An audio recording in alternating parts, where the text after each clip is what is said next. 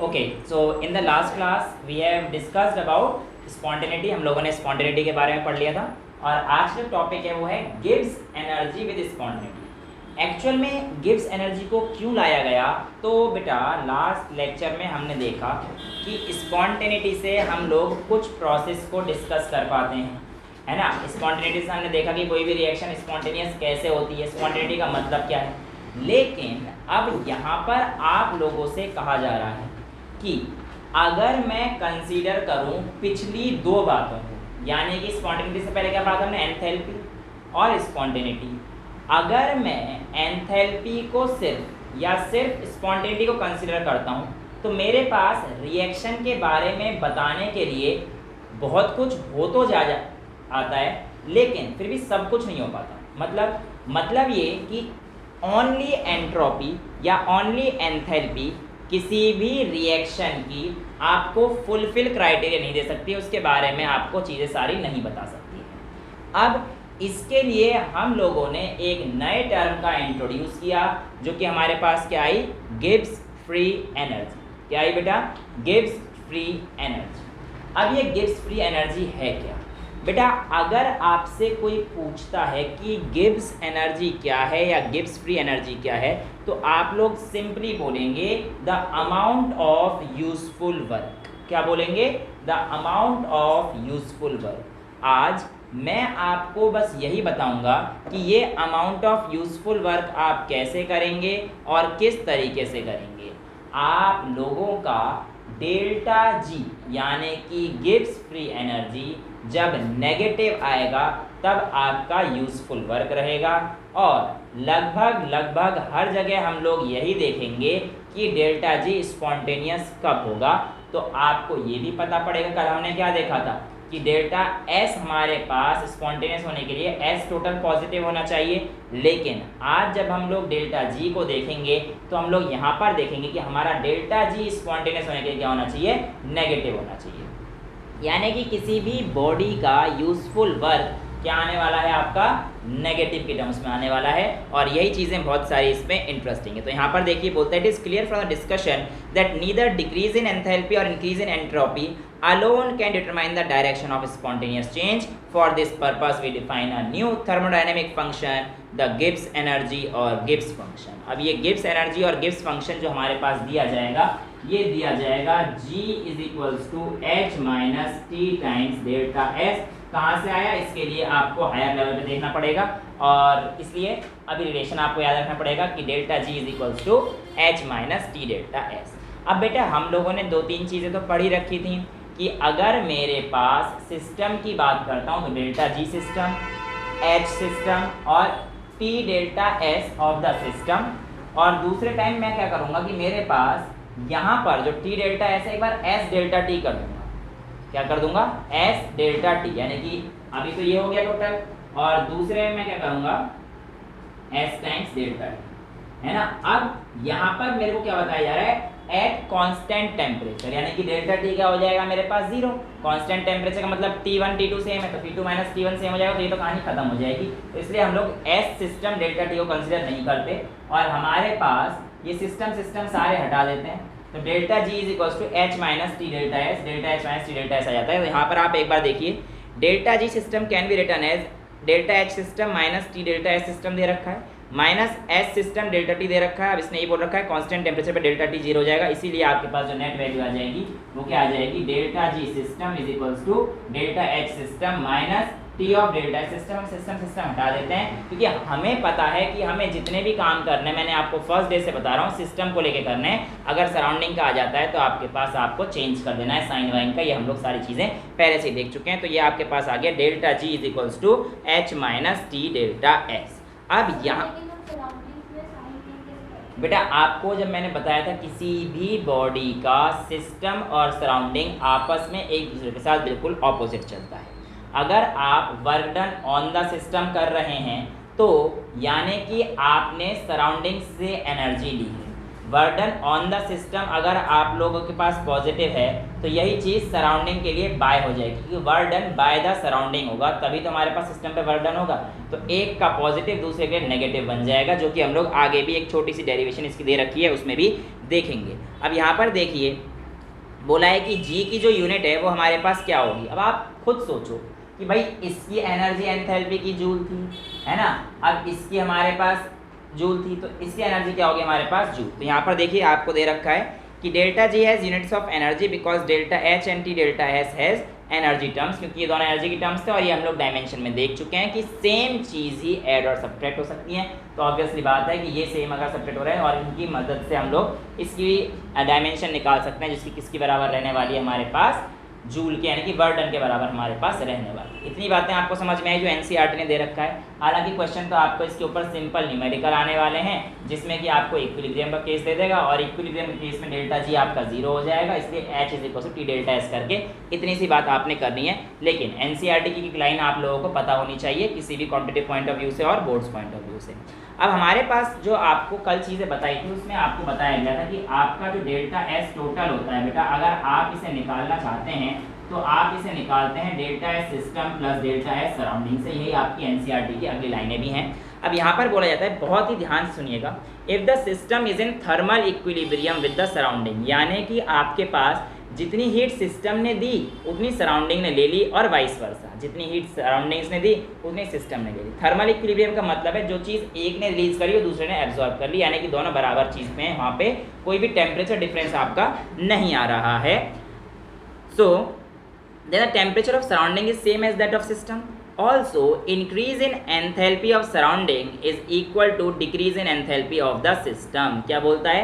Increase in enthalpy of surrounding, यानी कि अगर आपके पास सराउंडिंग में एंथैल्पी इंक्रीज हो रही है, इसका मतलब सिस्टम से पक्का क्या हो रही होगी, एंथैल्पी डिक्रीज हो रही होगी। तो आपसे बोला गया है कि डेल्टा एस कल मैंने आपको बताया था, सराउंडिंग का ले लेते हैं, तो क्यू बाय टी होता है और क्यू को हम लोगों ने क्या लिखा था, एच बाय टी, यही लिखा था। Delta S surrounding is equals to, ये था बेटा, S is equals to Q times delta T. Inversely proportional temperature बढ़ा के देखा था, लेकिन हमने देखा था कि बढ़ाने पर ये बढ़ता है क्योंकि हमारे पास हीट भी ज़्यादा होती है। ये हम लोगों ने कल चीज़ देखी थी, राइट। अब मैं कह रहा हूँ कि ये बिल्कुल सेम ही तो बात है, क्यू एच के इक्वल होता है, एंथैल्पी के इक्वल होता है अमाउंट ऑफ हीट, राइट। अब मैं यहाँ पे कह रहा हूँ डेल्टा एस सराउंडिंग अगर मैं लिखता हूँ H surrounding by T, right, और ये एच सराउंडिंग बाय टी आपके पास किसके इक्वल हो जाएगा, माइनस ऑफ एच सिस्टम, क्योंकि भाई सराउंडिंग के पास जो चीज़ प्लस में है सिस्टम के पास वही चीज़ नेगेटिव हो जाएगा। तो आप इसे ऐसे भी लिख सकते हैं, minus of delta H system upon T. तो आपकी एनसीईआरटी की जो लाइन है आप इससे समझ गए होंगे। Therefore entropy change of the surrounding में यहाँ पे दे रखा है delta H surrounding is equals to, तो उसको इस बात को बताना चाह रहा है। अब आगे आपको पता है कि S total is equals to S system plus S surrounding होता है। तो इसने कहा है कि अगर आप लोग लिखना चाहते हैं डेल्टा एस टोटल को, तो आप लिख दीजिए delta S system plus delta S surrounding, और डेल्टा एस सराउंडिंग इसके इक्वल है और ये इसके इक्वल है, तो आप यहाँ से क्या लिख सकते हैं, minus of delta H system upon में टी लिख सकते हैं। चलेगा, यहाँ तक तो कोई दिक्कत नहीं है। अब आप क्या कीजिए, इसमें एक एलसीएम ले लीजिए और इधर टी पहुँचा दीजिए। डायरेक्ट कर दूँ क्या मैं, चलो मैं कर ही देता हूँ। Delta S is equals to T delta S बन जाएगा और ये क्या रह जाएगा हमारे पास, डेल्टा एच रह जाएगा सिंपल। तो delta S is equals to T times delta S minus H delta H रह जाएगा, राइट। यहाँ तक क्लियर है, यहाँ तक तो किसी को कोई दिक्कत नहीं है। अब आप एक काम कर लीजिए, यहाँ से आप लोग माइनस कर दीजिए, ये एस टोटल है ना हमारे पास, कौन सा वाला टी बेटा, वो इधर पहुँच तो गया, देखो टी लिख रखा है, नहीं दिख रहा क्या, अरे लिखा है देखो यार आपकी, है ना, ये वाला टी बेटा एलसीएम में आके इधर पहुँच जाएगा, टी डेल्टा एस हो जाएगा। ओके, ये हमारे पास बेसिकली किसका इक्वल आ रखा है, ये हमारे पास किसका आ रखा है, एस टोटल का है, और ये हमारे पास किसका है, सिस्टम का है। अब हमें क्या करना है, इसको माइनस में कॉमन ले लेता हूँ, ठीक है। T times delta S total is equals to, यहाँ से मैं अगर माइनस कॉमन ले लूँगा तो मैं लिख सकता हूँ H minus T times delta S of the system. और अभी अभी मैंने आपको बताया था एक फॉर्मूला याद करो, delta G is equals to H minus T times delta S, ये आपको याद है। तो क्या आप इसे डेल्टा जी लिख सकते हैं, और यानी कि आपके पास टोटल एंट्रोपी किसके इक्वल हो जाएगी, delta G by T minus के, और अगर मुझे सिस्टम को स्पॉन्टेनियस रखना था तो इसकी वैल्यू ग्रेटर देन 0 होनी चाहिए थी। भाई हमने यही तो देखा था कि एस टोटल की value for any spontaneous process greater than 0 होनी चाहिए थी। है कि नहीं, यानी कि S total must be greater than 0, ये हमारे पास कंडीशन आनी चाहिए थी। अब अगर मैं यहाँ पर देखता हूँ तो बहुत ही ध्यान से देखिए, माइनस का जी आ जाएगा और ये हमारे पास T10 डेल्टा एच बता रहा है। अपनी एनसीईआरटी को फॉलो कीजिए प्लीज़ एक बार। यहाँ पर देखिए क्या लिख रखा है, T delta S minus H should be greater than 0, यानी कि ये वाली चीज़ ग्रेटर देन 0 होनी चाहिए थी स्पॉन्टेनियस होने के लिए। आगे हमसे कहता है माइनस कर दिया है, माइनस सिस्टम, भाई मैं माइनस कॉमन लेके लिखता हूँ तो अब भी तो मेरे पास कहीं तो ये है कि this must be greater than 0 for system to be spontaneous, right. तो यहाँ पर हमारे पास बोला गया है, अगर आप equation 6.21 delta G is equals to H minus T delta S को इस्तेमाल करेंगे तो आप यहाँ पर क्या लिख सकते हैं, इसकी जगह पर डेल्टा जी लिख सकते हैं। तो आप लिख दीजिए T times delta S is equals to minus of G, और ये किससे इक्वल होना चाहिए, ग्रेटर देन 0। अब भैया ये पॉसिबल क्या है कि हमारे पास बेसिकली किसी भी बॉडी के स्पॉन्टेनियस होने के लिए जी कैसा होना चाहिए, माइनस टी डेल्टा एस का, यानी कि हमारे पास प्रोसेस क्या होना चाहिए, नेगेटिव होना चाहिए। तो स्पॉन्टेनिटी अगर गिव्स फ्री एनर्जी की टर्म्स में डिफाइन करेंगे तो हमारे पास क्या आ रहा है, नेगेटिव। भाई जी ग्रेटर देन 0 है, माइनस का जी ग्रेटर देन 0 है, यानी प्रोसेस कैसा है हमारे पास, नेगेटिव होने वाला है, राइट। तो ये चीज़ क्योंकि आप देखो ना, अगर मैं यहाँ पर जी की वैल्यू नेगेटिव लूंगा तभी तो ये बेटा पॉजिटिव आ सकती है, आप समझ पा रहे हो। माइनस का जी ग्रेटर देन 0 होना चाहिए। अब ये पॉसिबल कब है, जब जी की कोई वैल्यू नेगेटिव, क्योंकि अगर जी की कोई वैल्यू पॉजिटिव आती है तो भाई ये तो नेगेटिव में हो जाएगा, और नेगेटिव की कोई वैल्यू 0 से बड़ी तो नहीं हो सकती है। तो 0 से बड़ी होने के लिए क्या चाहिए मेरे को, वैल्यू जी की नेगेटिव वैल्यू चाहिए, और यही क्राइटेरिया बताती है किसी भी बॉडी के स्पॉन्टेनियस होने के लिए जी की वैल्यू क्या होना पड़ेगा, नेगेटिव होना पड़ेगा। तो आपकी एनसीईआरटी जो लाइन बताना चाह रही है वो यहाँ पर यही बताती है कि एच, तो यहाँ पे डी हो गया, तो delta G is equal to delta H minus T delta S is less than 0। अब देखिए क्या कहता है, बहुत ही बढ़िया कहानी बता दी है इसने। अगर मैं डेल्टा जी की बात करूँ तो अगर इसे पॉजिटिव में लेके आता हूँ तो इज इक्वल्स टू, इसको खोल देता हूँ, H minus T delta S, sign हटा रहा हूँ तो ये क्या आ जाएगा, इट इज लेस देन 0, तभी तो ये नेगेटिव को डिफाइन करेगा। मैं यहाँ से माइनस खोल दो, ये साइन रिवर्स हो जाएगा, H minus T delta S हटा दो इसे, तो ये लेस देन 0 बन जाएगा। क्योंकि अगर आपके पास ये माइनस में आएगा तभी तो ये भी वैल्यू 0 से रहेगी, पॉजिटिव होगा तो 0 से छोटा हो जाएगा। क्योंकि अगर आप इस वैल्यू को पॉजिटिव ले रहे हो तभी तो भाई एच डेल्टा एस अगर आप पॉजिटिव लेना चाह रहे हैं तभी तो ये लेस देन 0 होना चाहिए, ठीक है। तो हमारे पास delta G is equals to H minus T delta S, और ये हमेशा क्या रहना चाहिए, लेस देन 0 फॉर स्पॉन्टेनियस। लेकिन जब आप फॉर्मूले को यूज करेंगे तो आप क्या करेंगे, delta G is equals to H minus T delta S, जो कि अधिकतर आपके नेगेटिव ही दे रखे होंगे। तो यहाँ पर देखिए क्या कहता है, किसी भी बॉडी के स्पॉन्टेनियस देने के लिए कांस्टेंट प्रेशर और टेम्परेचर का कहता है if delta G is negative, यानी कि आपका डेल्टा जी लेस देन 0 है, the process is spontaneous, and if delta G is positive यानी कि ग्रेटर देन 0 है तो प्रोसेस कैसा हो जाएगा, नॉन स्पॉन्टेनियस, यानी कि आपको एनर्जी खर्च करनी पड़ेगी कोई काम करने के लिए। स्पॉन्टेनियस मैंने आपको बताया था अपने आप की जो पोटेंशियल होती है जिसकी वजह से वो काम कर सकता है, वो उसकी स्पॉन्टेनियस है। कि falling of water down the हिल, ये एक स्पॉन्टेनियस प्रोसेस है। लेकिन अगर आपको पानी को वही चीज़ ऊपर उठाना पड़ेगा तो आपको गिव्स फ्री एनर्जी के अगेंस्ट काम करना पड़ेगा, ठीक है। तो इसीलिए आपके पास इतनी सारी जो चीज़ें हैं, यही चीज़ आपसे बोलता है। अब आपसे बोलता है कि किस किस कंडीशन में हमारे पास है ना, अगली जो लाइन दे रखी है लार्ज स्मॉल, इस पैराग्राफ का जो नोट है मैं इसको अभी छोड़ रहा हूँ। क्यों? क्योंकि अभी जो हमारे पास एक पीछे टेबल है येलो से कलर में, table number 6.4, yes table number 6.4, इसमें सारी कंडीशंस आ जाएंगी। तो यहाँ पे एक दो कंडीशन दे रखी हैं, तो मैं अभी आपको कंफ्यूज नहीं करूँगा ये दो कंडीशन लेकर। वहाँ पर मैं अभी टेबल बनाऊंगा और सारी कंडीशन हम लोग डिस्कस कर लेंगे, तो आपके लिए आसान हो जाएगा। बस आपको इक्वेशन कौन सी याद रखनी है, delta G is equals to H minus T delta S. यहाँ तक आपको समझ में आ गया है। नेक्स्ट हमारे पास आता है entropy and second law of thermodynamics. बेटा सेकेंड लॉ ऑफ थर्मोडाइनमिक्स क्या है कि जो हमें बताता है कि स्पॉन्टेनियस रिएक्शन और ये जो जितने भी हमारे पास एंट्रोपी वाली रिएक्शन है ये बहुत कॉमन है। तो यहाँ पर देखिए, it can stated in several ways and it explains why spontaneous and exothermic reactions are so common. Actual में क्या होता है कि आपके पास जितने भी एक्सोथर्मिक रिएक्शन है इसमें हीट क्या होती है, रिलीज होती है। और हमने देखा जब हीट रिलीज होती है तो क्या होता है, पार्टिकल में डिसऑर्डर आ जाता है। डिसऑर्डर आने की वजह से क्या होता है, एंट्रोपी बढ़ जाती है। और अगर एंट्रोपी बढ़ रही है, डेल्टा एस बढ़ रहा है, तो ये पूरी टाइम घट जाएगी। और ये वैसे भी नेगेटिव है, आप समझो ना बात को। देखो अगर एक्सोथर्मिक है तो डेल्टा एच नेगेटिव है, एंड अगर एक्सोथर्मिक प्रोसेस तो H नेगेटिव है, और ये कहना है इससे क्या होगा, डेल्टा एस आपका बढ़ जाएगा, ये नेगेटिव ये बढ़ रहा है, तो ये पॉजिटिव करना चाह रहा है, पर माइनस इंटू प्लस करोगे तो भी माइनस आएगा, नेगेटिव नेगेटिव करोगे तो वैल्यू क्या आएगी, नेगेटिव।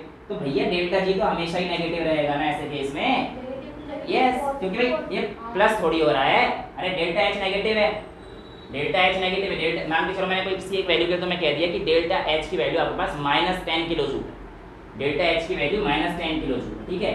अब minus T times delta H बढ़ रहा है, मान के चलो 50 से बढ़ गया, डेल्टा एच आपका 50 जूल से बढ़ गया, है ना। अब मैं आपसे कह रहा हूँ कि जो आपके पास डेल्टा एच 50 जूल पर मोल से बढ़ गया, तो 50 से बढ़ रहा है ना, तो यहाँ पे -t इंटू 50 ये बढ़ रहा है, तो -t इंटू 50 -50t हो जाएगा, समझ रहे हो। अब माइनस t की वैल्यू मान लो 2 डिग्री, तो 275 पे ले लो, कुछ भी ले लेना, तो ये वैल्यू हमेशा नेगेटिव ही आएगी, माइनस माइनस होता प्लस है पर साइन तो माइनस का ही रहेगा, नालायकों। अब ये बताऊंगा कि मैं 11th में कि माइनस माइनस प्लस होता है पर साइन माइनस, इसका मतलब डेल्टा जी तो हमेशा नेगेटिव रहेगी। इसीलिए सेकेंड लॉ ऑफ थर्मोडायनेमिक्स किस चीज़ से यहाँ पे डील कर रहा है कि आपके पास जितनी भी रिएक्शन है अगर स्पॉन्टेनियस होनी है तो वो हमारे पास क्या होती हैं, आपके पास नेगेटिव जी वाली होती हैं, और यही चीज़ आपसे जो है पूछा भी जाता है, मतलब बेसिकली बताना तो यही चाहता है कि ये भी हीट जो फ्लो होता है वो हायर बॉडी से लोअर बॉडी के टेम्परेचर पे आता है, और क्योंकि एक्सोथर्मिक रिएक्शन नेचर के अधिकतर रिएक्शन एक्सोथर्मिक होती है, क्योंकि हमारे पास उनका डेल्टा जी क्या होता है, नेगेटिव होता है, और ये आपके सामने आ चुके कि वो हमारे पास क्या कर रही है, एंट्रोपी को बढ़ा रही है, ठीक है। तो इस तरीके से आपके पास सेकेंड लॉ ऑफ थर्मोडायनेमिक्स का छोटा सा ही पार्ट है, इतना ही है, लेकिन बताना ही चाहता है कि आपके पास क्यों होती है सारी रिएक्शन नेचर में एक्सोथर्मिक, क्योंकि इससे क्या होता है हमारे पास डेल्टा जी नेगेटिव। लेकिन हम लोगों ने कल रिएक्शंस देखी थी जहाँ पे डेल्टा जी पॉजिटिव था पर वो प्रोसेस भी स्पॉन्टेनियस था, क्योंकि उसमें डेल्टा एस ओवरऑल क्या आया था, हमारे पास पॉजिटिव आ गया था। तो अगर कहीं पर अगर एच नेगेटिव है ना, या एच पॉजिटिव है, तो भी हमारे पास इसका फैक्टर भी रोल प्ले कर रहा है, जो कि अभी हम लोग आगे भी देखने वाले हैं, ठीक है। नेक्स्ट पढ़ते हैं हम लोग absolute entropy and third law of thermodynamics की तरफ। बेटा एब्सोल्यूट एंट्रोपी मतलब क्या बताना चाहता है, सबसे पहले तो आप बात सुनना, ये सबसे पहली चीज़, ये जो थर्ड लॉ ऑफ थर्मोडायनेमिक्स है ये परफेक्टली सॉलिड बॉडीज के लिए लागू होता है, जनरली सुपर कूल लिक्विड भी या फिर किसी सॉल्यूशन के लिए थर्ड लॉ ऑफ थर्मोडायनेमिक्स आपका वैलिड कई बार नहीं होता है। हालांकि इसके भी कुछ एक्सेप्शंस होते हैं, जैसे कि NO हो गया, है ना, आइस हो गया, इन सब पे आपके पास ये सारी चीज़ें नहीं लग सकती हैं third law of thermodynamics. Carbon dioxide हो गया, इस पर थर्ड लॉ ऑफ थर्मोडायनेमिक्स नहीं लग सकते, ये एक्सेप्शंस होते हैं। वेल क्या कहता है third law of thermodynamics, third law of thermodynamics की अगर मैं बात करता हूँ तो बेटा ऐसे कहता है किसी भी बॉडी का एब्सोल्यूट ज़ीरो क्या होता है, 0 केल्विन। मैंने आपको बताया था कि 0 केल्विन का मतलब एब्सोल्यूट ज़ीरो होता है, PV = nRT वाले चैप्टर में हमारे पास आता है। ये कहता है कि अगर the entropy of a substance approaches 0 as the temperature reaches absolute zero, temperature approaches absolute zero, this is called the third law of thermodynamics. Well the law is very simple, ये कहता है कि किसी भी बॉडी में अगर आप सोचो ना, एब्सोल्यूट ज़ीरो का मतलब टेम्परेचर कम करे जा रहे हो, कम करे जा रहे हो, कम करे जा रहे हो। अब जब आप टेम्परेचर कम कर रहे हो तो एंट्रोपी क्या होगी, घटेगी, और जब टेम्परेचर एब्सोल्यूट ज़ीरो पे हो जाएगा तो वहाँ तो कोई मूवमेंट ही नहीं हो पाएगी ना पार्टिकल की, तो क्योंकि हमारे पास जब हम लोग टेम्परेचर बढ़ा रहे हैं तो पार्टिकल उछल रहे हैं, उछल कूद कर रहे हैं, लेकिन जैसे ही आप टेम्परेचर घटाओगे तो पार्टिकल स्टेबल होना चाहेंगे, स्टेबल हो जाएंगे, और एक समय ऐसा आ जाएगा कि वो बिल्कुल ठप ही हो जाएंगे, उठ ही नहीं पाएंगे, चल ही नहीं पाएंगे, मोस्ट स्टेबल स्टेट, मतलब स्टेबल तो नहीं कहूँगा बट मोस्ट अरेंज स्टेट में होंगे। तो ऐसे केस में उनका एंट्रोपी क्या हो जाएगी, खत्म ही हो जाएगी, बिल्कुल डिसऑर्डर तो रहा ही नहीं ना उनमें, जो बिल्कुल था बिल्कुल वैसे के वैसे ही बैठ गए। तो देखिए यहाँ पे क्या कहता है, the entropy of any pure crystalline substance approaches 0, यानी कि डिसऑर्डर वहाँ पे है ही नहीं, इसलिए हम लोग कहते हैं कि उसमें एंट्रोपी क्या हो गई, लगभग 0 हो गई है। और यही आपका थर्ड लॉ ऑफ थर्मोडायनेमिक्स भी हमारे पास कहता है, और ये चीज़ मैं आपको बता चुका हूँ कि हमारे पास एंट्रोपी जो है सॉलिड के लिए, प्योर क्रिस्टलाइन सॉलिड्स के लिए होता है, क्योंकि सुपर कोल्ड लिक्विड या इवन और बेकार सॉल्यूशंस भी हमारे पास प्योर 0 हमारे पास नहीं आते हैं, ठीक है। So third law of thermodynamics से Q/T करके हम लोग काफ़ी सारी चीज़ सॉल्व कर लेते हैं, स्टैंडर्ड एंट्रोपीज को निकाल लेते हैं, फिर उसके बाद वही हेस लॉ कैलकुलेशन जैसे हमने यूज़ करी उसकी मदद से H = P डेल्टा S यहाँ से हम लोग सिंपल लगाया था, क्योंकि अगर हम लोग कह देंगे, अभी हम लोग आगे देखेंगे Gibbs energy and the change and the equilibrium, क्योंकि अभी तक जितनी भी सारी चीज़ें हम लोग कर रहे हैं सब इरिवर्सिबल प्रोसेस के लिए कर रहे हैं। अब हम लोग देखेंगे रिवर्सिबल प्रोसेस के लिए कैसे काम करेंगे। हाँ, ये सारा प्रोसेस तो हमारे लिए इरिवर्सिबल प्रोसेस का है, क्योंकि हमारे पास डेल्टा जी नेगेटिव हो चुका है, तो वापस आप नहीं जा सकते उसे, है ना, पानी नीचे आ गया है तो आप उसे अपने आप ऊपर नहीं पहुंचा सकते कभी, ये तो कहानी समझने की बस एक एग्जांपल ले लो, उससे सारी चीज़ हो जाएंगी। भाई नेगेटिव इरिवर्सिबल क्यों कह रहा हूँ मैं? मान के चलो आप किसी झरने पे चले गए, ठीक है, जैसे इंडिया का हाईएस्ट वाटरफॉल कौन सा है? गुजरात में? वाह, इनकी जीके देखो इतनी अच्छी। तो कहते हैं मेरे घर के बाहर एक नदी बहती है, वहाँ से नीचे झरना बहता है। क्या बेटा? हाँ नहीं बोल दे का मन में आ रहा हो तो कुछ। जॉग फॉल कर्नाटका, इंडिया का जो हाईएस्ट। हाँ कितना पता है इन्हें? साउथ में होगा वो तो सबको ही पता था।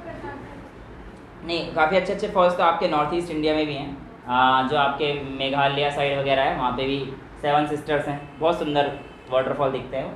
तो जब कभी जाओ तो देखना, है ना? नहीं 7 सिस्टर्स तो नॉर्थ ईस्ट स्टेट को भी 7 सिस्टर्स कहते हैं, बट वहाँ पे 7 सिस्टर वाटरफॉल नाम से ही है। वो वाटरफॉल में वो 7 या 9 सिस्टर्स बोलते हैं, 7 सिस्टर पता नहीं। 7 सिस्टर तो नॉर्थ ईस्ट स्टेट को बोलते हैं, मैं उस वाटरफॉल को बता रहा हूँ। वाटरफॉल जो है 9 सिस्टर था, 7 सिस्टर अब याद नहीं है क्योंकि बहुत टाइम हो गया गए हुए, तब देखा। क्या बोल रहा है? वेल वापस आ जाते हैं बेटा। कहने का मतलब पानी नीचे चला गया, अपने आप ऊपर नहीं जाएगा। सारी इरिवर्सिबल बातें हैं। हाँ आ जाओ, बस इन्हें अभी तक नींद आ रही थी इन्हें, हैं? चलिए अब यहाँ पर हम लोग देखते हैं कि हमारे पास इक्विलिब्रियम अगर चीज़ आ गई तो क्या है कि बहुत चीज़ें ऐसी हैं कि अगर मतलब यहाँ पे देखो साफ साफ कह रहा है Gibbs energy change and equilibrium, कि गिब्स एनर्जी चेंज यानी कि डेल्टा जी की तो बात कर रहा है। अब एक्चुअल में क्या होता है ना, हमारे पास ये जो वैल्यू आती है ये भी हमारे पास इक्विलिब्रियम के एक प्रोसेस से आती है, ये भी हम लोग यहाँ पे देख लेंगे कैसे आती है। मान के चलो ए गिव्स बी दे रहा है, तो हम लोग कह रहे हैं कि जिस रेट पे ए से बी बन रहा है ना, एक समय पर ये ऐसी कंडीशन में है कि जिस समय पर ये ए से बी गया उस समय पर ये हमारे पास बी से ए भी बन रहा है। सिर्फ और सिर्फ उसके केस के लिए हम लोग यहाँ पर कंसीडर करना चाह रहे हैं, क्योंकि अगर ऐसा नहीं है तो इक्विलिब्रियम तो माना नहीं जाएगा और इसके बिना हम लोग रिवर्सिबल की कल्पना भी नहीं कर सकते। नहीं ऐसा कुछ नहीं है, लेकिन हाँ अगर हमें डेल्टा जी इक्विलिब्रियम में निकालना है तो इस केस में अप्लाई कर सकते हैं। अगर हमें ये सारे प्रोसेस में इसमें हम लोग नहीं निकाल सकते, तो रिवर्सिबल प्रोसेस के लिए अगर हमें निकालना है तो वो कैसे रहेंगे हमारे पास? इक्विलिब्रियम वाले प्रोसेस में रहेंगे। और इसके जो है हमारे पास यहाँ बोला गया है, we have seen that the knowledge of sign and magnitude of free energy, यानी कि गिब्स की बात कर रहा है, डेल्टा जी की बात कर रहा है, it allows us to prediction of spontaneity of the chemical reaction. Spontaneity को कैसे बता रहा है? Delta G is equal to H minus T delta S. अगर हमारे पास डेल्टा जी नेगेटिव है तो रिएक्शन स्पॉन्टेनियस है ना। और prediction of the useful work that can be extracted from it, भाई जितना अच्छा नेगेटिव आएगा उतना अच्छा यूजफुल वर्क होता जा रहा है आपके पास। तो ये सारी चीज़ें हम लोगों ने देख ली है। साफ साफ लिखता है so far we have considered free energy change in irreversible reaction, लेकिन अब हम लोग किसके बारे में देखने जा रहे हैं? Reversible under strict thermodynamic sense, यानी कि कुछ कंडीशंस आपको जो है लगानी पड़ेंगी आपका, यानी कि ऐसे समझिए कि बेसिकली हो क्या रहा है कि दोनों डायरेक्शन में जो चल रहा है ना रिएक्शन, ये फ्री एनर्जी से चलना चाहिए, कि एनर्जी चेंज नहीं होना चाहिए। कि मतलब इतना हमें मान के चलना पड़ेगा, स्ट्रिक्ट है हम लोग इस चीज़ पर कि हमारे पास यहाँ पर क्या है फ्री, क्योंकि अगर कोई भी जगह पर एनर्जी चेंज हो गई तो ऑब्वियसली बात है जहाँ पर एनर्जी कम हो जाएगी वो स्टेबल ज़्यादा हो जाएगा और रिएक्शन उस तरफ शिफ्ट कर जाएगी, राइट। तो यहाँ पे बोलता है which seems impossible it is possible only if at the equilibrium free energy is minimum, या लगभग जिसको हम लोग जो है जीरो लेके चल लेते हैं। If it is not system would spontaneously change to configuration of lower free energy, यही कहना चाह रहा है ना। अगर ऐसा नहीं कर पाए तो सिस्टम उस तरफ शिफ्ट हो जाएगा जहाँ पे लोअर एनर्जी होगी, क्योंकि आपको पता है कि लोअर एनर्जी मतलब स्टेबल ज़्यादा रहता है। तो यहाँ पर बोला गया है अगर किसी क्राइटेरिया के लिए हमारे पास a प्लस बी अगर c प्लस डी देता है, यानी कि कहना चाह रहा है रिएक्टेंट आपको प्रोडक्ट दे रहे हैं, ये इक्विलिब्रियम का साइन होगा। अगले चैप्टर में भर भर के टेंशन मत लो, a प्लस बी गिव्स आने वाला है, बस तोते उड़ने वाले हैं, टेंशन मत। तो a plus B gives c plus D हमारे पास ये अगर देता है तो आपसे कहा है इस इक्वेशन के लिए आपके पास आपका डेल्टा जी कितना दे रखा है? 0 दे रखा है। तो यहाँ पर आप देख सकते हैं डेल्टा आर मतलब रिएक्शन ऑफ डेल्टा जी कितना दे रखा है? 0 दे रखा है। ये कब ले रहे हैं हम लोग? जब कंडीशन किसमें है? इक्विलिब्रियम की कंडीशंस में आती हैं। अब यहाँ पे कहता है गिव्स energy for reaction which all reactants and products are in standard state, ये हम लोग पहले भी देख चुके हैं। इसके लिए हमारे पास बोला गया है कि डेल्टा जी कैसे निकाला जाता है। तो बेटा इसके लिए हमारे पास आता है delta G is equals to delta G naught plus R T L N K. हालांकि ये हमारे पास देखो प्लस या माइनस डिपेंड करता है, हमारे पास दोनों हो सकती है। आपकी एनसीईआरटी ने प्लस ले रखा है ना। इसे मैं अभी आपको बता दूँ कि ये वैल्यू हमारे पास एनजीईआरटी पे भी डिपेंड करता है, number of moles of gas पे। तो अभी हम लोग इसे समझ लेते हैं, ठीक है। एक्चुअल में हमारे पास अगर इक्विलिब्रियम की कंडीशन ली गई, अगर इक्विलिब्रियम की कंडीशन ली गई है तो आपके पास डेल्टा जी क्या हो जाएगा, 0 हो जाएगा। ये कौन सी कंडीशन है, स्टैंडर्ड वाली, ये हम लोग आपको बता चुके हैं पहले ही, ठीक है। तो डेल्टा जी अगर ये 0 हो जाता है तो डेल्टा जी नॉट की वैल्यू आपके पास कितनी आ जाएगी, delta G naught is equals to minus of R T L N K, where K is the equilibrium constant, जो आपको अभी तो निकालना नहीं आता है लेकिन आज एक न्यूमेरिकल करा दूंगा, प्रॉब्लम नंबर 6.14 है शायद वो वाली, और अगले चैप्टर की शुरुआती हम लोग इक्विलिब्रियम कांस्टेंट से करेंगे, तो डरने वाली कोई दिक्कत नहीं। अब यहाँ पर delta G naught is equals to minus R T L N K आ गया है, और आपको पता है इस एल एन यानी कि नेचुरल लॉग को बेस लॉग 10 में कन्वर्ट करने के लिए हम लोग 2.303 की मल्टीप्लाई करते हैं, तो यहीं से हमारे पास डेल्टा जी नॉट की value minus of 2.303 R T log base 10 के की टर्म्स में आ जाता है। ये चीज़ें तो हम लोग अब कई बार कर चुके हैं, राइट। सो यहाँ पर आप लोगों के पास एक और चीज़ बताई जाती है कि डेल्टा जी किसके इक्वल है, h minus T delta S के इक्वल है, तो आप ये भी लिख सकते हैं कि यही वैल्यू हमारे पास h माइनस टी, क्योंकि हमने देखा ना डेल्टा जी नॉट हमारे पास h minus T delta S के इक्वल था, तो हाँ मतलब ठीक है, समझ गए ना कहानी। तो ये वाली जो स्टैंडर्ड, ये भी कंडीशन स्टैंडर्ड के लिए कोई दिक्कत नहीं है, तो यहाँ पे आप ये भी लिख सकते हैं कि h minus T delta S is equals to minus का 2.303 आर टी लॉग ऑफ के। यहाँ पर आपको अगर जनरली मिलेगा कि आपके पास कंडीशन कैसी इक्विलिब्रियम में, तो आपका डेल्टा जी 0 हो जाएगा, और आपको जो है सीधे सीधे ऐसे क्वेश्चन बहुत सारे मिलेंगे जब आप अपने जो है क्वेश्चन, बिल्कुल हाँ, तो इक्विलिब्रियम वाले केस में आपको जो है ये चीज़ ध्यान रखनी होती है, ठीक है। अब यहाँ पे k की वैल्यू लार्जर देन 1, अगर h लार्ज है, नेगेटिव है, ये सारी चीज़ें अभी हम लोग नहीं ले रहे, क्यों, क्योंकि ये सारी चीज़ें हम लोग इक्विलिब्रियम में करेंगे तब बहुत आराम से समझ में आ जाएगा। देखो यहाँ पर वैसे अगर थोड़ी सी चीज़ें अगर समझने की कोशिश करें, यहाँ पर एक बार देख लीजिए बस, फॉर स्ट्रांगली एंडोथर्मिक रिएक्शन, यानी कि हीट क्या हो रही है, एब्जॉर्ब हो रही है, तो कहता है the value of enthalpy of reaction में बी लार्ज एंड पॉजिटिव, तो डेल्टा एच की वैल्यू हमारे पास क्या आ जाएगी बेटा, इसमें पॉजिटिव आ जाएगी और बहुत ज़्यादा बड़ी आ जाएगी, क्योंकि एंडोथर्मिक प्रोसेस है, लार्जली एंडोथर्मिक है। तो आगे क्या कहता है, the value of K will be much smaller than 1 and the reaction is unlikely to form much product, यानी कि यहाँ पर देखो ना, अगर ये वैल्यू बहुत ज़्यादा प्रोडक्ट ज़्यादा होगी तो ऑब्वियसली बात है ये इसको ओवरकम कर जाएगी, और अगर ये इसको ओवरकम कर जाएगी तो हमारे पास वैल्यू जो है बेकार आ जाएगी, इसलिए के की वैल्यू बोलता है कि लेस देन 1 आएगी। लेस देन 1 आने का मतलब है कि आपका प्रोडक्ट अच्छा सा नहीं आएगा। ये कैसे आएगा, ये सारी चीज़ हम लोग इक्विलिब्रियम में करेंगे तो वहाँ पे दिक्कत नहीं आएगी, क्योंकि वहाँ पे ना एक कंडीशन होती है के की वैल्यू कितनी आएगी तो वो प्रोडक्ट ज़्यादा बनाएगा कम बनाएगा, यहाँ पर ये चीज़ बताना चाह रहा है, ठीक है। In case of exothermic delta H is large and negative and G is likely to be large and negative too, in such case K will be much larger than 1। अगर यहाँ पर अगर मान के चलो माइनस, ये भी माइनस, तो माइनस से माइनस तो कट ही जाना है, ठीक है, तो वैल्यू के की हमारे पास वैल्यू ग्रेटर देन 1 आ जाएगी, जैसे केस में प्रोडक्ट बहुत ज़्यादा बनेगा। बेसिकली होता क्या है, जितना ज़्यादा के बन रहा है, मैं आपको ही बता देता हूँ, यहाँ पे जितनी बातें की जा रही हैं इक्विलिब्रियम से रिलेटेड है, इसलिए जो है आपको हो सकता है इस टॉपिक को समझने में पर्टिकुलरली थोड़ी सी दिक्कत है, इस लाइन को समझने में, इस पैरा को समझने में। एक्चुअल में क्या होता है, जितना के की वैल्यू ज़्यादा होती है ना बेटा, उतनी चीज़ें हमारे पास प्रोडक्ट की तरफ ज़्यादा बनती हैं। ग्रेटर द वैल्यू ऑफ के greater is the product, smaller the value of के रिएक्टेंट में रिएक्शन काफ़ी कम हुआ है और प्रोडक्ट आपके पास बहुत ज़्यादा नहीं बना है। ऐसे आप इस चीज़ को रिलेट कर सकते हैं। तो ये सारी चीज़ें आपको दे रखी हैं। Depending upon weather delta S is positive, इससे आप डेल्टा जी निकाल सकते हैं, और बेसिकली के की मदद से भी आप लोग आराम से निकाल, क्योंकि के की मदद से भी आप डेल्टा जी निकाल सकते हैं और डेल्टा एस से भी निकाल सकते हैं। हालांकि ये कैसे करेंगे, ये प्रॉब्लम नंबर 6.12, 6.13 और 6.14 समझाएगा, बट उससे पहले मैं आपको टेबल नंबर कौन सी 6.4 वाली समझा देता हूँ, क्योंकि उस टेबल से आपके पास काफ़ी सारी चीज़ें पूछी जाती हैं और आपसे पूछा जाता है किस टेम्परेचर पर चीज़ें कैसी होंगी। ओके, सो स्टार्ट करते हैं। हमारे पास ये जो टेबल है इसको समझने का, और देखो आपको मैंने बताया था ना, आपको एक ही चीज़ याद रखनी है कि delta G is equals to हमारे पास H minus T delta S को आपको याद रखना है। और किसी भी रिएक्शन के लिए डेल्टा जी हमारे पास अगर स्पॉन्टेनियस होना है तो क्या चाहिए, हमें उसे नेगेटिव बनाना था। आइए इस इक्वेशन को देखकर इन सिंबल्स को समझने की कोशिश करते हैं। डेल्टा एच मेरा नेगेटिव है और एस मेरा पॉजिटिव है, माइनस इंटू प्लस, तो आप बताओ ये वैल्यू क्या आ जाएगी, नेगेटिव और नेगेटिव की।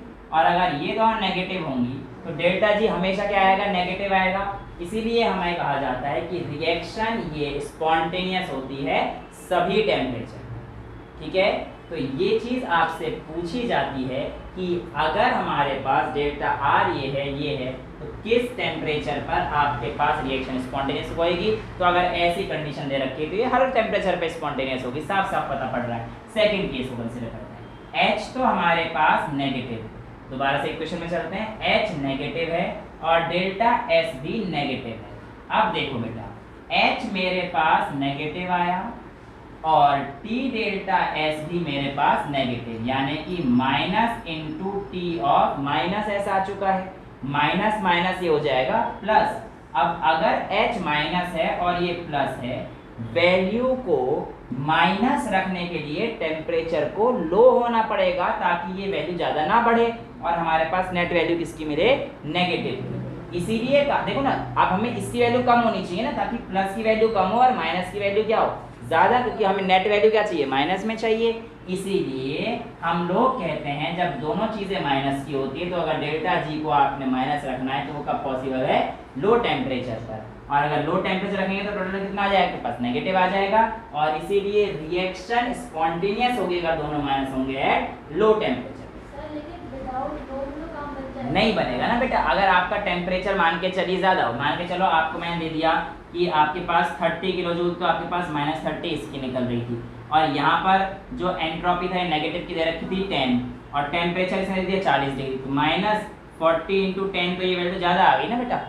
तो ये तो वैल्यू इससे, और ये प्लस का आ जाएगा वैल्यू, क्योंकि ये माइनस का 10 और नेगेटिव लेंगे तो ये प्लस का आ गया तो ये वाली वैल्यू हमारी बिगड़ जाएगी और डेल्टा जी पॉजिटिव, तो ये वैल्यू हमारे पास खत्म हो जाएगी। इसलिए हमारे पास एक तीसरा केस बनाया गया है कि अगर दोनों वैल्यू नेगेटिव हैं, जैसे हमारे पास यहाँ पे नेगेटिव थी, लेकिन कंडीशन क्या कर दी, at high temperature. High temperature का मतलब टी क्या हो जाएगा, मेरे पास बढ़ जाएगा। ये नेगेटिव था वही 30, जो भी बिल्कुल समझाया कि 30 मान लेता हूँ। हाई टेम्परेचर पर माइनस माइनस प्लस की वैल्यू ज़्यादा आ जाएगी, मान के चलो ये +40 आ गई, तो मेरे पास डेल्टा जी कैसा आ गया, पॉजिटिव आ गया। और डेल्टा जी पॉजिटिव का मतलब हमारे पास क्या हो जाएगा, ये नॉन स्पॉन्टेनियस। देखो अगर ये दोनों नेगेटिव रहते हैं तो हाई टेम्परेचर पर रिएक्शन नॉन स्पॉन्टेनियस हो जाती है। इसीलिए कहा है कि delta G is non spontaneous eight high temperature, अगर ये दोनों हमारे पास क्या है, माइनस।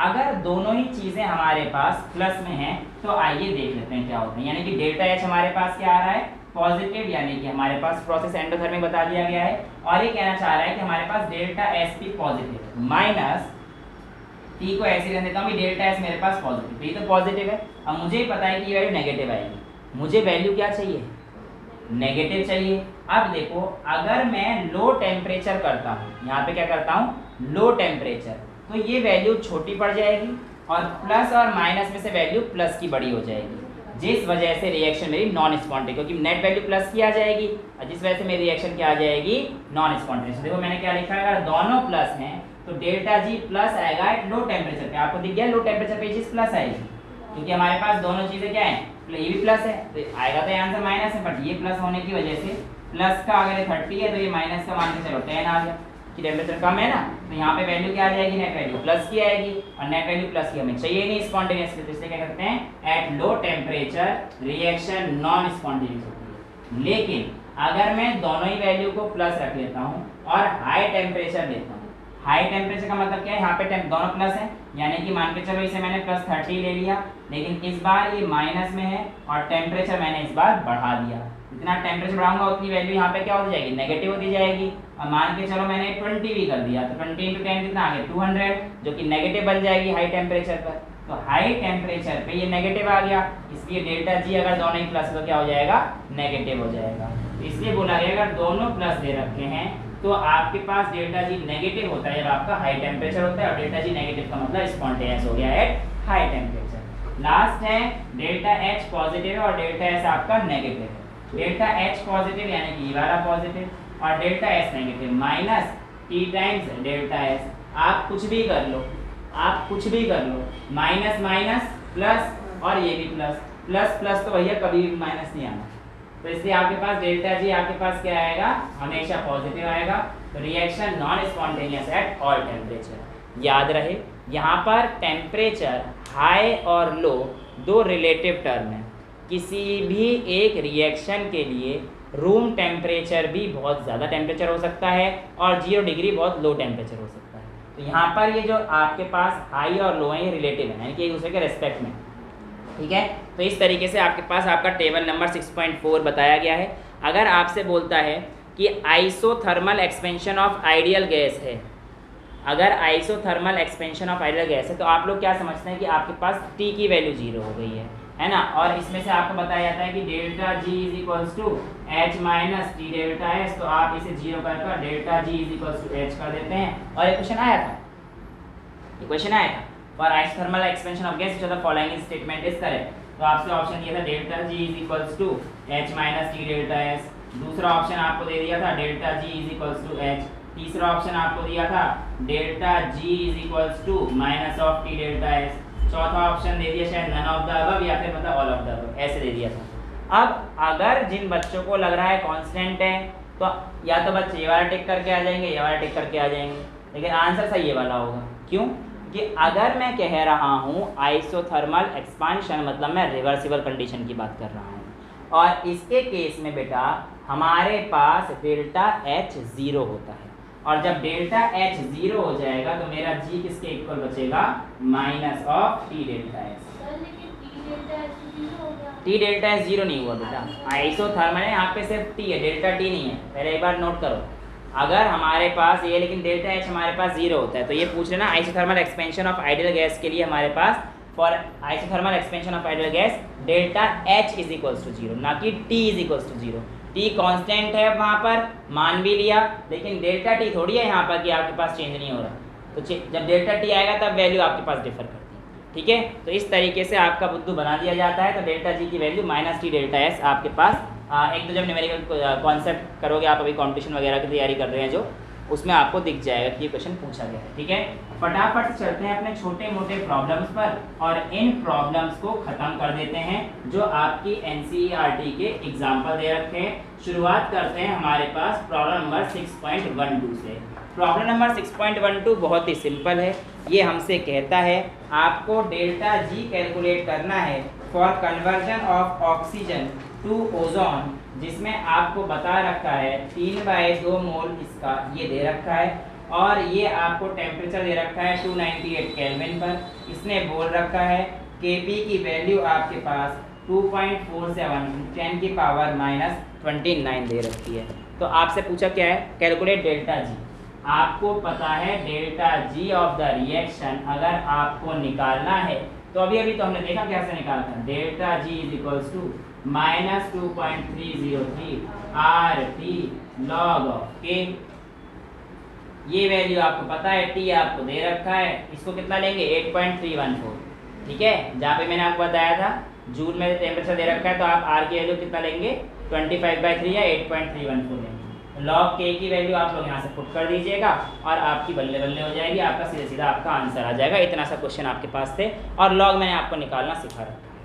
नेक्स्ट हमारे पास आती है कि find out the value of equilibrium constant, यानी कि किसकी वैल्यू निकालने के लिए कह रहा है आपसे, के की। मैंने आपको बताया ना कि के हमारे पास इक्विलिब्रियम कांस्टेंट है और इसका पूरा डिटेल में एनालाइज हम लोग अगले चैप्टर में करने वाले हैं, लेकिन यहाँ पे क्वेश्चन दे रखा है तो कर लेते हैं, कोई बड़ी बात तो है नहीं, छोटू सा क्वेश्चन है। अब देख लेते हैं क्या कहना चाह रहा है। कहना चाह रहा है कि आपको इक्विलिब्रियम कांस्टेंट यानी कि के बताना है जब आपके पास रिएक्शन दे रखी है NH3 प्लस CO2, क्या दे रखा है बेटा, NH3 प्लस CO2, ये देता है आपको यूरिया NH3CO NH2, और आपके पास पानी बाहर निकल गया। इसमें स्टैंडर्ड गिब्स फ्री एनर्जी आपको कितना दे रखा है, माइनस का 13.6 दे रखा है, और आपको के कैलकुलेट करना है। तो बेटा क्वेश्चन तो हो गया, फॉर्मूला तो यही लगेगा, आपके पास लॉग के की वैल्यू आ जाएगी माइनस का delta G upon 2.303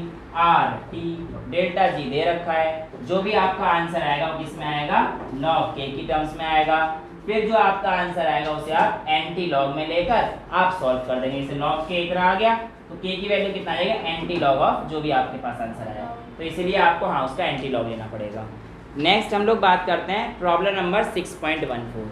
problem number 6.14 मैं समझाने की आप लोगों को कोशिश जरूर करूँगा, लेकिन अगेन वही बात है कि इसका सारा कॉन्सेप्ट आपको इक्विलिब्रियम में पढ़ाया जाएगा, लेकिन मैं फिर भी कोशिश करूंगा कि समझाने वाली जो चीज़ें हैं वो मैं समझा सकूं।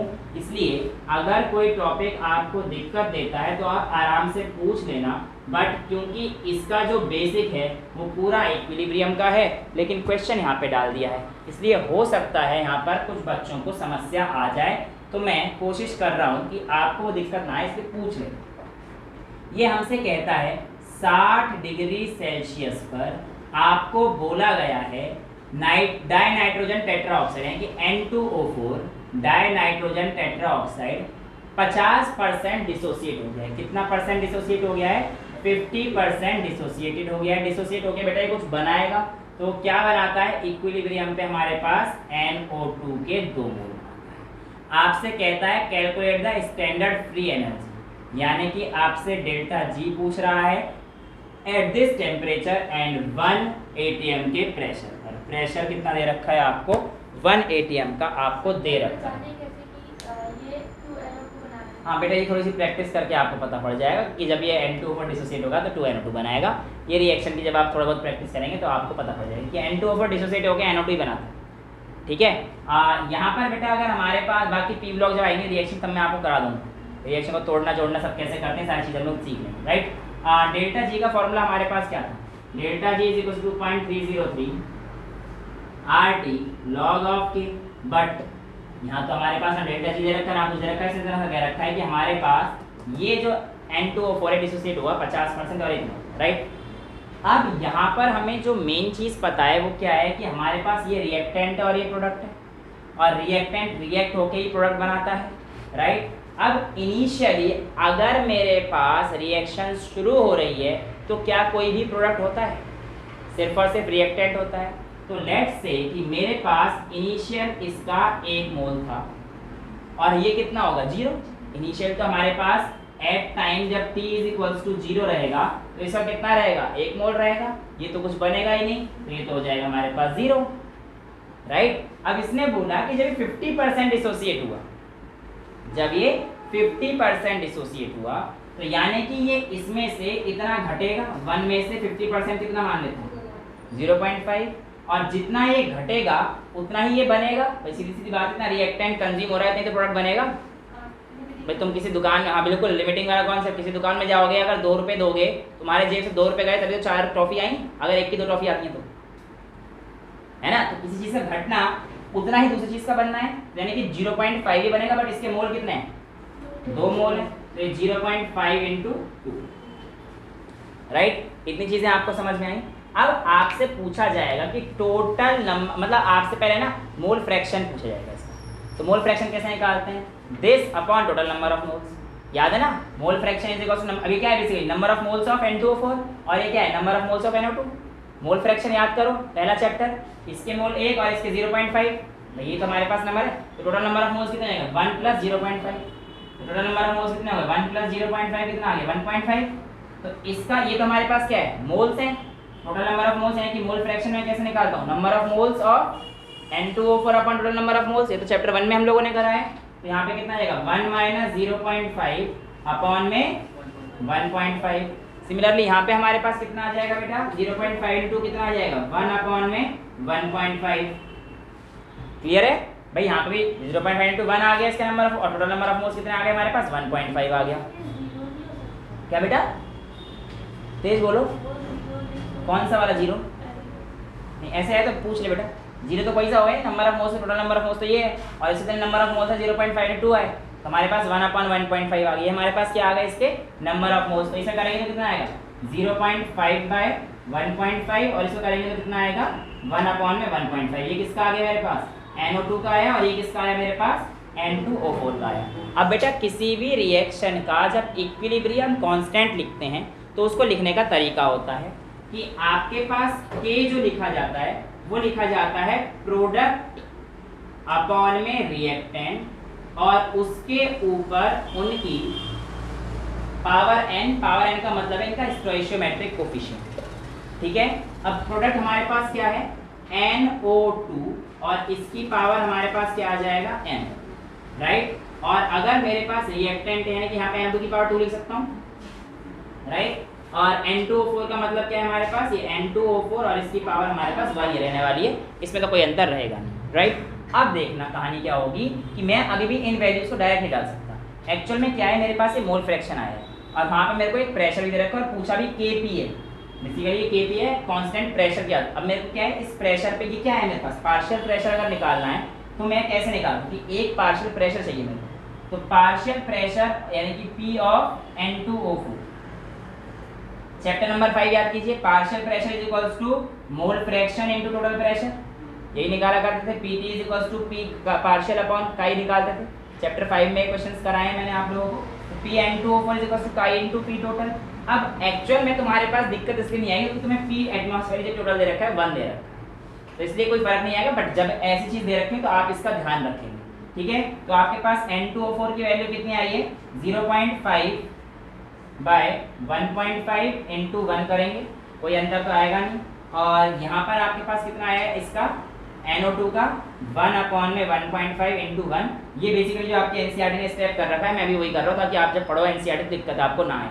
अच्छा, अब अगर इतनी चीज़ें हमारे पास आ गई हैं तो आपके पास अब ये बेसिकली आप Kp निकाल सकते हैं। यहाँ पे बेसिकली आप Kp करा दो P of NO2 upon P of N2O4, right. अब P ऑफ NO2 आपने कितना निकाला है, 1 बाय 1.5, यानी कि 1 बाय 1.5 इंटू 1.5, क्योंकि इसका स्क्वायर होगा भाई, इसका स्क्वायर होगा ना, N2 का स्क्वायर 1 बाय 1.5 का स्क्वायर, और अपॉन N2O4 की वैल्यू कितनी आई है बेटा, 0.5 बाय 1.5, 0.5 बाय 1.5, ठीक है। तो ये चीज़ आपके पास आ जाएगी, कितनी आएगी 1.5 अपॉन 1.5 इंटू 1.5 इंटू 0.5, 1.5 से सही है क्या बेटा, किसका स्क्वायर नहीं हुआ, नहीं नीचे वाले का स्क्वायर क्यों करेंगे, नीचे तो हमारे पास N2O4 है ना, इसी का तो स्क्वायर करेंगे बस, 1 का स्क्वायर तो 1 ही आएगा, 1 अपॉन 0.5 ही तो है। तो ये हमारे पास जो वैल्यू आएगी कितनी आई है, 1.5 अपॉन 1.5 का स्क्वायर 0.5, बिल्कुल परफेक्ट आ रहा है, यही है आपके पास। और आपके पास जो वैल्यू आएगी ये आएगी Kp की 1.33 ATM, कितनी आ जाएगी 1.33 ATM। जब आप इसे सॉल्व करेंगे ये आपके पास Kp की वैल्यू आ गई। पूछा क्या था, डेल्टा जी पूछा था, delta G is equal to 2.303 RT 60 degree Celsius, यानी कि केल्विन में कन्वर्ट करना पड़ेगा। इसे आप प्लस करें 270 तो कितना आ जाएगा भाई, 2.303 इंटू 8.314 इंटू T कितना है 333 इंटू लॉग ऑफ 1.3। इसको अगर आप सॉल्व कर देंगे तो आपके पास आपका आंसर आ जाएगा माइनस में जाएगा, क्योंकि हमारे पास ये वैल्यू सारी किसकी होती है माइनस, ठीक है। तो इस तरीके से आपके पास ये क्वेश्चन छोटा सा तो नहीं था, पर हाँ कॉन्सेप्ट आपको काफ़ी अच्छा बताया गया था इस क्वेश्चन में। तो इस तरीके से आपको चैप्टर 1 खत्म हो जाता है। इसके बाद हम लोग NCERT के क्वेश्चंस करेंगे और अपना अगला चैप्टर शुरू कर लेंगे, कौन सा, इक्विलिब्रियम का, नेक्स्ट क्लास में। That's all for today, thank you so much.